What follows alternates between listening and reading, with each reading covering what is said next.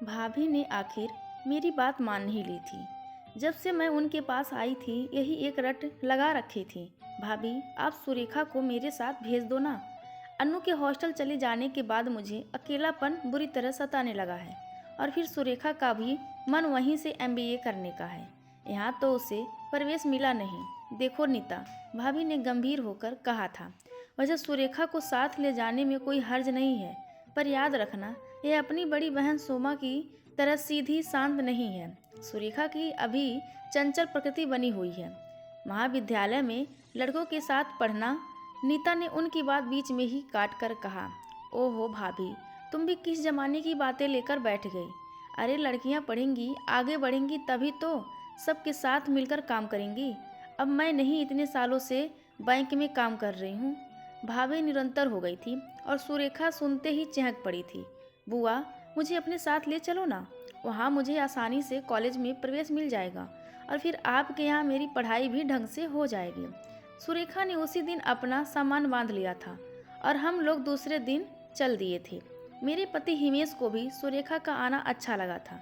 चलो नीता, वह बोले थे, अब तुम्हें अकेलापन नहीं खलेगा। आजकल मेरे बैंक का काम काफ़ी बढ़ गया है। मैं अभी इतना ही कह पाई थी कि हिमेश बात को बीच में काट कर बोले थे, और कुछ काम तुमने जानबूझकर ओढ़ लिया है। पैसे जोड़ना है, मकान जो बन रहा है। मैं कुछ और कहती कि तभी सुरेखा आ गई और बोली, बुआ मैंने टेलीफोन पर सब पता कर लिया है, बस कल कॉलेज जाकर फॉर्म भरना है, कोई दिक्कत नहीं होगी। फूफा जी आप चलेंगे ना मेरे साथ कॉलेज? बुआ तो 9 बजे ही बैंक चली जाती हैं। हाँ हाँ क्यों नहीं, चलो अब इसी खुशी में चाय पिलाओ, हिमेश ने उसकी पीठ ठोकते हुए कहा था। सुरेखा दूसरी ही क्षण उछलती हुई किचन में दौड़ गई थी। इतनी बड़ी हो गई पर बच्ची की तरह कूदती रहती है। मुझे भी हंसी आ गई थी। चाय के साथ बड़े करीने से सुरेखा बिस्किट, नमकीन और मटरी की प्लेट सजाकर लाई थी। उसकी सुघड़ता से मैं और हिमेश दोनों ही प्रभावित हुए थे। वाह मज़ा आ गया। चाय का पहला घूंट लेते ही हिमेश ने कहा, चलो सुरेखा तुम पहली परीक्षा में तो पास हो गई। दूसरे दिन हिमेश के साथ स्कूटर पर जाकर सुरेखा अपना प्रवेश फॉर्म भर आई थी। मैं सोच रही थी कि शुरू में यहाँ सुरेखा को अकेलापन लगेगा। कॉलेज से आकर दिन भर घर में अकेली रहेगी। मैं और हिमेश दोनों ही देर से घर लौट पाते हैं। पर सुरेखा ने अपनी जिंदा दिली और दोस्ताना लहजे से आसपास कई घरों में दोस्ती कर ली थी। बुआ आप तो जानती ही नहीं कि आपके साथ वाली कल्पना आंटी कितनी अच्छी हैं। आज मुझे बुलाकर उन्होंने डोसे खिलाए। मैं डोसे बनाना सीख भी आई हूँ। फिर एक दिन सुरेखा ने कहा, बुआ आज तो मज़ा आ गया। पीछे वाली लेन में मुझे अपने कॉलेज के 2 दोस्त मिल गए, संजना और उसका भाई रमेश। कल से मैं भी उनके साथ पास के क्लब में बैडमिंटन खेलने जाया करूँगी। हिमेश को अजीब लगा था। वह बोले थे, देखो पराई लड़की है और तुम इसकी जिम्मेदारी लेकर आई हो, ठीक से पता करो कि किससे दोस्ती कर रही है। हिमेश की इस संकीर्ण मानसिकता पर मुझे रोष आ गया था। तुम भी कभी कभी पता नहीं किस सदी की बातें करने लगते हो। अरे इतनी बड़ी लड़की है, अपना भला बुरा तो समझती होगी। अब हर समय तो हम उसकी चौकसी नहीं कर सकते हैं। हिमेश चुप रह गए थे। आजकल हिमेश के ऑफिस में भी काम बढ़ गया था। मैं बैंक में से सीधे घर ना आकर वहाँ चली जाती थी जहाँ मकान बन रहा था। ठेकेदार को निर्देश देना, काम देखना, फिर घर आते आते काफ़ी देर हो जाती थी। मैं सोच रही थी कि मकान पूरा होते ही गृह प्रवेश कर लेंगे। बेटी भी छुट्टियों में आने वाली थी। फिर भैया भाभी इस मौके पर आएंगे, पर मकान का काम ही ऐसा था कि जल्दी ख़त्म होने के बजाय और बढ़ता ही जा रहा था। सुरेखा ने घर का काम संभाल रखा था, इसीलिए मुझे कुछ सुविधा हो गई थी। हिमेश के लिए चाय नाश्ता बनाना, लंच तैयार करना सब आजकल सुरेखा के ही जिम्मे था। वैसे नौकरानी मदद के लिए थी, फिर भी काम को तो बढ़ ही गया था।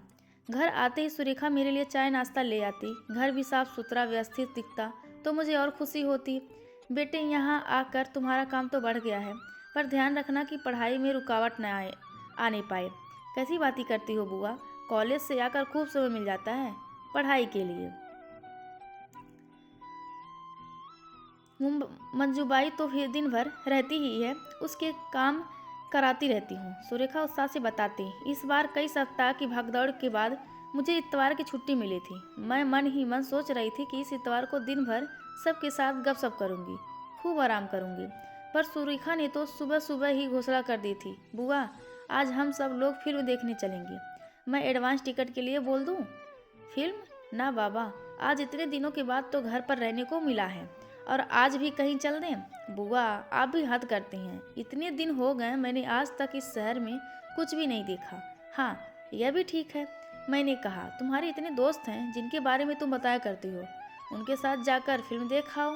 मेरे इस प्रस्ताव पर सुरेखा चिढ़ गई थी। अतः उसका मन रखने के लिए मैंने हिमेश से कहा, देखो, आप इसे कहीं घुमा लाओ, मैं तो आज घर पर ही रहकर आराम करूँगी। अच्छा, तो मैं अब इसके साथ फिल्म देखने जाऊं? अरे बाबा, फिल्म ना सही और कहीं घुमा आना। अनु के साथ भी तो तुम जाते थे ना। हिमेश और सुरेखा के जाने के बाद मैंने घर थोड़ा ठीक ठाक किया, फिर देर तक नहाती रही। खाना तो नौकरानी आज सुबह ही बनाकर रख गई थी। सोचा बाहर का लॉन संभाल दूं, पर बाहर आते ही संजना दिख गई थी। आंटी, सुरेखा आजकल कॉलेज नहीं आ रही है? मुझे देखते ही उसने पूछा। सुनते ही मेरा माथा ठनका, फिर भी मैंने कहा, कॉलेज तो वह रोज जाती है। नहीं आंटी, परसों टेस्ट था, वह भी नहीं दिया उसे। मैं कुछ समझ नहीं पाई थी। अंदर आकर मुझे खुद पर ही झुंझलाहट हुई कि मैं भी कैसी पागल हूँ। लड़की को यहाँ पढ़ाने लाई थी और उसे घर के कामों में लगा दिया। अब इससे घर का काम नहीं करवाना है, और कल ही इसके कॉलेज जाकर इसकी पढ़ाई के बारे में पता करूँगी। मेम साहब, कपड़े। धोबी की आवाज़ पर मेरा ध्यान टूटा। कपड़े देने लगी तो ध्यान आया कि जेब देख लूँ। कई बार हिमेश का पर्स जेब में ही रह जाता है। कमीज उठाई तो सुरेखा की जींस हाथ में आ गई। कुछ खरखराहट सी हुई। अरे, ये तो दवाइयों की गोलियां हैं। पर सुरेखा को क्या हुआ? रैपर देखते ही मेरे हाथ से पैकेट छूट गया था। गर्भ निरोधक गोलियां सुरेखा की जेब में। मेरा तो दिमाग ही चकरा गया था। जैसे तैसे कपड़े दिए, फिर आकर पलंग पर पसर गई थी। कॉलेज की अपने सहपाठियों के किस्से तो बड़े चाव से सुनाती रहती थी, और मैं वह हिमेश हंस हंसकर उसकी बातों का मजा लेती थी। पर यह सब मुझे पहले ही चेक करना था। कहीं कुछ ऊंच नीच हो गई तो भैया भाभी को मैं क्या मुँह दिखाऊंगी। मन में उठते तूफान को शांत करने के लिए मैंने फैसला लिया कि कल ही इसके कॉलेज जाकर पता करूंगी कि इसकी दोस्ती किन लोगों से है। हिमेश से भी बात करनी होगी कि लड़की को थोड़े अनुशासन में रखना है। यह अनु की तरह सीधी सादी नहीं है। हिमेश और सुरेखा देर से लौटे थे। दोनों सुनाते रहे कि कहाँ कहाँ घूमे, क्या क्या खाया। ठीक है, अब सो जाओ, रात काफ़ी हो गई है। मैंने सोचा कि सुरेखा को बिना बताए ही इस कॉलेज जाऊंगी और हिमेश को ऑफिस से ही साथ ले लूँगी, तभी बात होगी। सुबह रोज की तरह 8 बजे ही निकलना था, पर आज ऑफिस में जरा भी मन नहीं लगा। लंच के बाद हिमेश को ऑफिस से लेकर सुरेखा के कॉलेज जाऊंगी, यही विचार था। पर ध्यान में आया कि पर्स तो घर पर ही रह गया है, और आज ठेकेदार को कुछ पेमेंट भी करनी है। ठीक है, पहले घर ही चलती हूँ। घर पहुँची तो कोई आहट नहीं। सोचा, क्या सुरेखा कॉलेज नहीं आई? पर अपना बेडरूम अंदर से बंद देखकर मेरे दिमाग में हजारों कीड़े एक साथ कुलबुलाने लगे।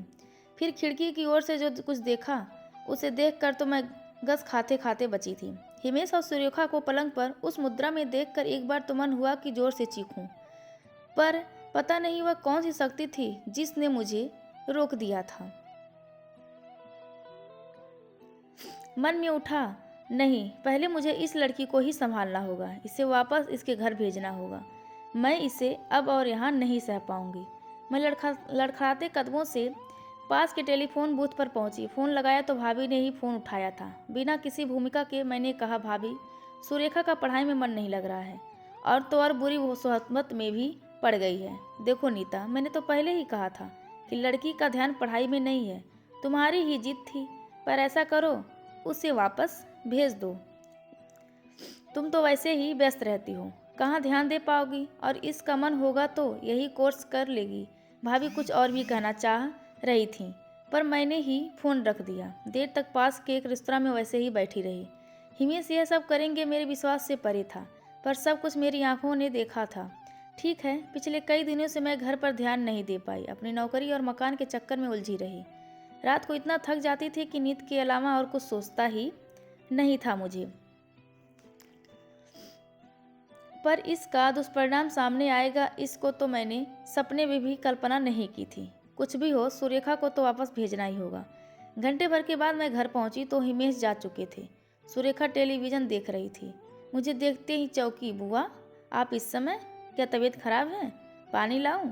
मन तो हुआ खींचकर एक थप्पड़ मारूं, पर किसी तरह अपने को मैंने शांत रखा। सुरेखा ऑफिस में भैया का फ़ोन आया था। भाभी सीढ़ियों से गिर गई हैं, चोट काफ़ी आई है। तुम्हें इसी समय बुलाया है। मैं भी 2-4 दिन बाद जाऊंगी। क्या हुआ मम्मी को? सुरेखा घबरा गई थी। वो तो तुम्हें वहाँ जाकर ही पता लगेगा, पर अभी चलो, डिलक्स बस मिल जाएगी, मैं तुम्हें छोड़ देती हूँ, थोड़ा बहुत सामान ले लो। आधे घंटे के अंदर मैंने पास के बस स्टैंड से सुरेखा को बस में बैठा दिया था। भाभी को फ़ोन किया कि सुरेखा जा रही है, हो सके तो मुझे माफ़ कर देना, क्योंकि मैंने उसके आपकी बीमारी का झूठा बहाना बनाया है। कैसी बातें कर रही हैं? ठीक है, अब मैं संभाल लूँगी, तू चिंता मत कर। और हाँ, नए फ्लैट का क्या हुआ? कब है गृह प्रवेश? भाभी पूछ रही थी और मैं चुप थी। क्या कहती उनसे? कौन सा घर, कैसा गृह प्रवेश? यहाँ तो मेरा बरसों का बसाया नीड़ ही मेरे सामने उजड़ गया था। तिनके तिनके इधर उधर उड़ रहे थे और मैं बेबस अपने ही घर से बेघर होती जा रही थी। तो दोस्तों, यह कहानी आप सभी को कैसी लगी? कृपया कमेंट करके ज़रूर बताएं और चैनल को लाइक शेयर और सब्सक्राइब करना बिल्कुल ना भूलें। धन्यवाद आप सबका।